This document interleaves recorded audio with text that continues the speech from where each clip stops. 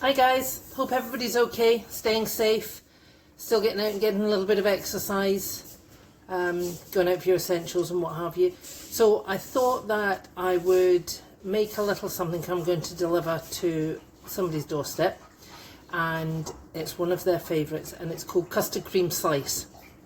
So it's made with, what have I got in here so far?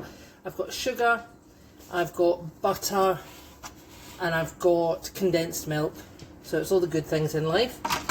And then I'm going to add into it, put that on there, I'm going to add into that some syrup as well. Now I'll put the recipe, as I always do, at the beginning of the video. If it goes by too quickly, what you can do is just press the pause button, and it'll just pause for you and you can write it down, and then carry on with the rest of the video. That's the way I've found it best to do it. If you can't, then just give me a message and I can pop the video onto a message for you as well. And don't forget, I want to see pictures of your goodies once you've finished. So this is a bit stiff, this one. Where are we? 150 grams. There we go. Right.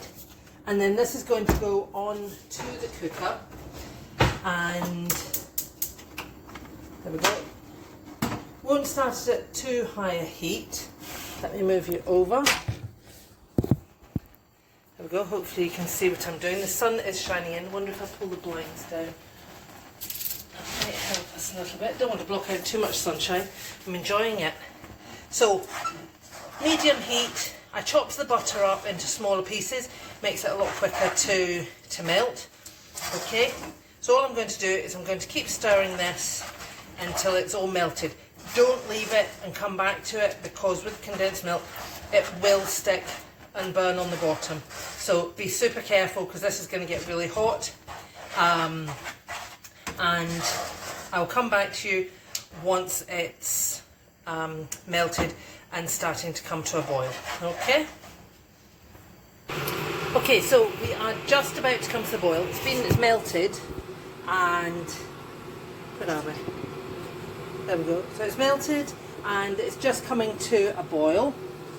Turn it up a bit because we were on a medium heat. So what I'm going to do is, once it comes to a boil, you need to keep stirring it. I'm going to put the camera down a minute. Okay, so all it's done at the moment is melted. That's it coming to a boil. Keep stirring it. Be really careful, because it is going to be really hot. It's going to be bubbling. Sometimes it pops out. So ideally I would normally have a longer wooden spoon than this. Get the longest wooden spoon you've got and just stir it very carefully. Put a timer on for 5 minutes. You need to time it for 5 minutes. Okay, so I'm going to put my timer on. Alexa, timer 5 minutes. 5 minutes. Starting now. There we go. So Alexa's on as a timer. Once it comes to a boil, which mine has, I'm going to turn the heat down slightly. You still want it to be boiling and stirring all the time. In 5 minutes, I'll come back to you and we'll move on to the next bit. Okay? Okay guys, so that was 5 minutes on the timer. Oh, I'll just turn that off. So this is how your caramel should look. Just a kind of toffee colour. It's not too dark. If you do it for 5 minutes, boil it for 5 minutes. If you think it's boiling too rapidly, turn the heat down slightly, but make sure it stays boiling all the time. Okay? So leave that sitting there for a minute. So what I've got in here are the custard creams. So, and all I've done is I've broken them up into pieces. I normally kind of smush them between my fingers, and they break into, what, four or 5 pieces like that. You want some smaller than others, but you still want to get nice chunky pieces of custard cream through your slice. And I've also taken my baking tray. I reckon it's about 10 inches by 8 inches, and I've just lightly buttered it. I'm not going to line it. I've just lightly buttered it. Okay. While that's been boiling, everything else is ready. So let's very carefully put the wooden spoon in there. Get yourself a cloth while you're lifting your pan. Okay, and we're just going to pour all of the caramel straight in. Remember, it is very hot, so please be careful. Get a hand if you need it. Okay, even while you're mixing it, it's still going to be really hot. Okay, so we're just going to start mixing that together. And while you're doing that, some of the cream from the custard creams will start to melt and go into your caramel, which is really nice because it gives it a nice custardy flavour all the way through it. Okay, so it is as simple as that. Again, remember that is hot, and it's going to be hot right the way through. Okay, so that's it all mixed together. No dry custard creams, all mixed in. Looks great. Baking tray, just going to pour it all in. Okay, but you can do this recipe, you can double it up if you want to, if you're going to do a really big tray, or if you want to do a couple of trays, if you want to hand them out to people, you can. And then all we do is use the wooden spoon, push it out into the corners. There we go. And we're going to try and flatten it down a little bit so that it's easier for putting the chocolate on. Okay, up into the right, up into the corners. Right, so you don't want to add the chocolate onto this until it has cooled down, because otherwise it'll make your chocolate go, they call it blooming, but it kind of makes it go dull and it's not shiny, it doesn't look very nice. Nothing wrong with it, it just doesn't look very nice. So I'm going to leave that there and leave it to cool down. Okay. In the meantime, what I've got on here, and I'll need to leave it, I should have done this a little bit later on, but because this is going to take a little while to cool down. But what I've done is, you can see the hot water in there. So I've got a little saucepan. I just boiled the kettle, poured it in, and then I've got a pudding bowl that just sits on top. And in the pudding bowl, I've just put the white chocolate. Okay, you don't need to do anything with it, just leave it there, leave it sitting next to your custard cream slice until it melts. As I say, I should have left it a little while to do that. I've probably done it a bit too early. So we'll leave that until it's completely cold, and then I'll come back to you and we'll get the chocolate onto it. Okay. Hi guys, right, that's me, I'm back. I actually just left it. I popped it in the fridge. I let it cool down for a wee bit first, because you don't want to be putting really hot things in the fridge. And then I popped it in the fridge just so that I can get this, the chocolate on it, and get it sorted before I go to bed. Okay.